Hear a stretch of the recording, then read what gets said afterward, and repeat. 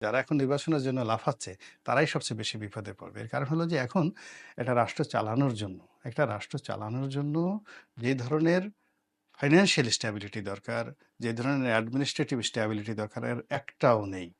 যেহেতু এখন ডক্টর মোহাম্মদ ইউনূসের অন্তর্বর্তীকালীন সরকারের সুবিধাভোগী কম, এইজন্য বদনাম হচ্ছে কম। কিন্তু যদি বিএনপি আসে বা জামাত আসে, দেখা গেল যে একেবারে ইউনিয়ন পর্যায়ে বদনাম ছড়িয়ে পড়বে, ধরো মারো খাও। ফলে কি হচ্ছে, উইদিন ৩ মাসের মধ্যে ম্যাসাকার হয়ে যাবে সবকিছু। কাজেই এখন নির্বাচন চাইলে তো হবে না। নির্বাচনের জন্য তো আগে অর্থনীতি, একটা নির্বাচন করতে তো ২ থেকে ৩,০০০ কোটি টাকা শুধুমাত্র রাজস্ব খাত থেকে যাবে সরকারের। আর একেকটা ইলেকশনে যদি ৩০০টি আসনে আপনি ১ কোটি টাকা করে যদি ধরেন একেকজন প্রার্থীর, তাহলে আপনাকে এখানে ৩০০ কোটি টাকা যাবে শুধুমাত্র এই আপনার এমপি নির্বাচনে। তাহলে এই টাকাগুলো তো আপনার থাকতে হবে দেশের মাটিতে। সেই টাকাগুলো কোথায়?